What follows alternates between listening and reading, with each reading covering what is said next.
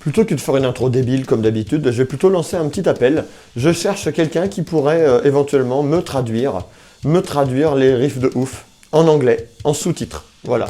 Donc je n'ai pas les moyens de le rétribuer, je préfère être très honnête tout de suite. Donc si ça intéresse éventuellement quelqu'un, par contre il sera absolument crédité dans la description. Et si la collaboration s'avère fructueuse et longue, dans la vidéo aussi. Voilà, sur ce, je vous laisse avec votre vidéo. Bye bye.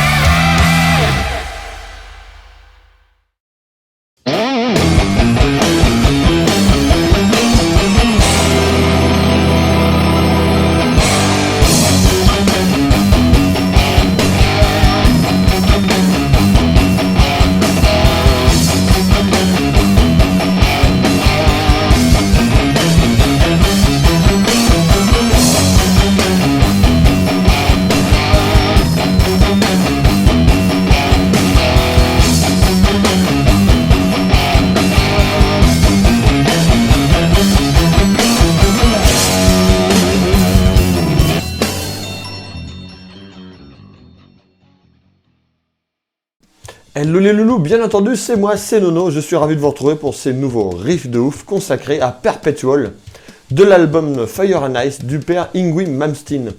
Alors, je tiens par contre, avant tout, avant de commencer en tout cas, à remercier mes tipeurs. Donc voilà, voilà la liste des tipeurs, à qui je dis merci. Merci à vous. Grâce à vous, cette rubrique peut continuer un petit peu en ayant un tout petit peu de rétribution autre que celle de YouTube qui, comme on le sait, est absolument mirobolante. Quoi qu'il en soit, je suis ravi donc de vous avoir retrouvé pour ce petit suédois, hein, ce petit riff. Pour une fois, on ne va pas parler de solo avec le père Pingui, comme je l'appelle, voilà. Le père Pingui, c'est le père Pingui, voilà. Donc on va être sur une tonalité de fa dièse mineur bien entendu, avec du coup, comme d'habitude, hein, tout ce qu'il faut pour télécharger dans la description avec le lien Mediafire, tout ce qu'il faut, avec le backing track court, le backing track long, la tablature, que ce soit en fichier GP7 ou alors en PDF. Voilà. Donc on va décortiquer un petit peu ce que vous venez d'entendre hein, dans l'intro de la vidéo, à savoir du coup une intro en gamme diminuée. Alors une gamme diminuée, c'est une gamme unitonique ou symétrique, hein, ça a plusieurs noms, qui n'est constituée que d'intervalles de tierces mineures.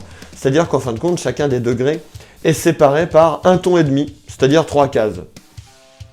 Ça marche mieux avec du son.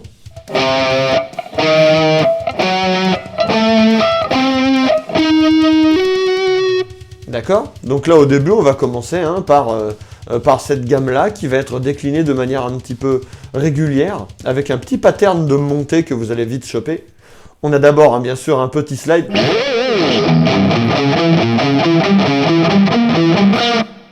Alors lentement, ça donne la chose suivante. Donc vous entendez hein, l'écart entre le mi, le sol et puis le si bémol hein, avec le petit doigt. Tout ça, c'est un intervalle de tierces mineures, c'est-à-dire 3 cases. Ensuite, on vient sur la corde de La au niveau du Do dièse, case 4. On fait la suite hein, du riff.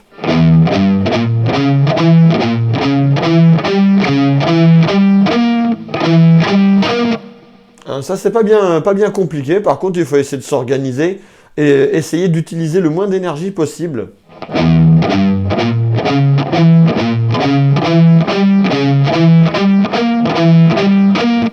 J'essaie d'utiliser aussi le majeur et l'annulaire pour éviter tout le temps d'utiliser l'index et le petit doigt. Voilà, ça m'évite de bouger. Hein. Ça, on va le retrouver de toute manière dans la suite du riff parce que cette montée diminuée va aussi intégrer de fait le riff. D'accord? Donc je recommence l'intro.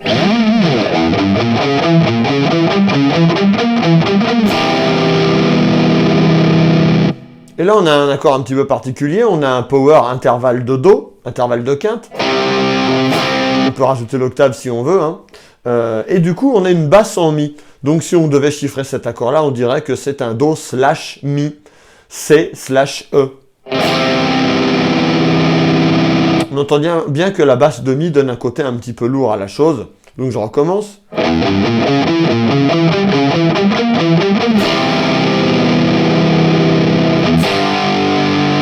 Power chord de sol.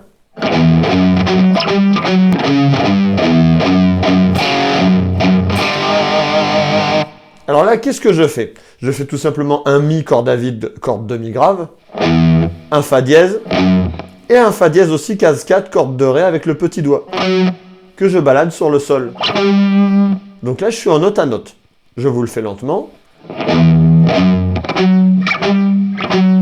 Et je reviens sur le fa dièse, pour faire aussi la quinte de l'intervalle avec le fa dièse. Hein. Et un petit sol qui traîne avec le majeur.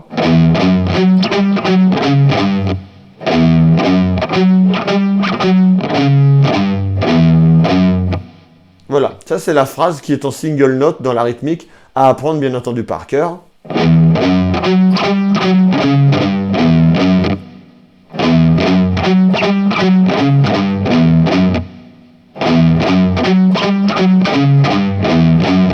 Voilà, alors tout le riff, je passe mon temps à attaquer vers le bas. Que des attaques vers le bas, au moins je me prends pas la tête.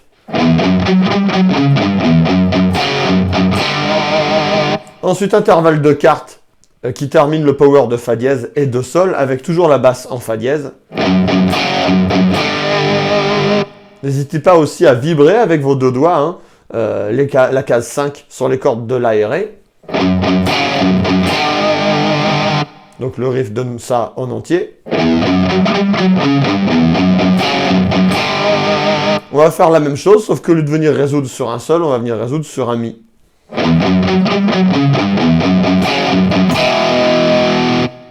D'accord? Alors, je tiens à préciser que les backing tracks courts et longs, ont été remis en mi standard, alors qu'à la base, Pingui se met en mi bémol. Donc au moins, vous n'aurez pas à désaccorder vos guitares. Moi aussi, là, tout de suite, je suis en mi standard. Donc recommençons le riff depuis le départ.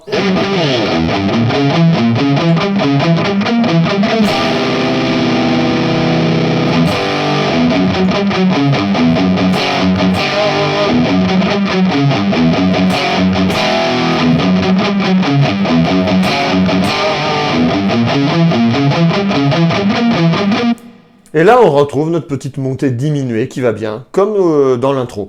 Donc, contrairement aux apparences, c'est pas un riff très compliqué. Par contre, je trouve qu'il sonne vraiment l'enfer absolu. Je trouve qu'il est vraiment mortel. Je le recommence en entier.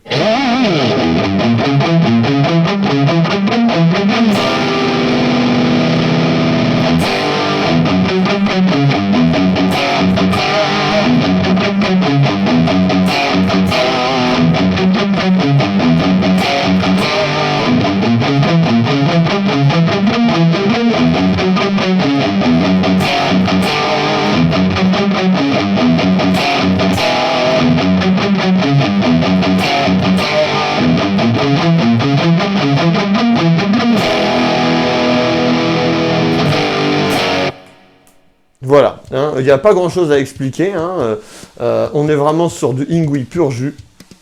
Et puis voilà, donc j'espère que vous allez kiffer de jouer ce riff là, en mi-standard surtout. Surtout que d'habitude avec le père suédois, on n'a pas franchement l'occasion de regarder certains de ces riffs qui sont absolument démentiels. Comment ça, Rising Force?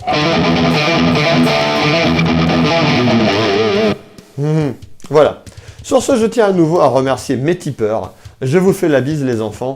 Et je vous souhaite bonne guitare, à plus, pour d'autres riffs de ouf. Bye bye.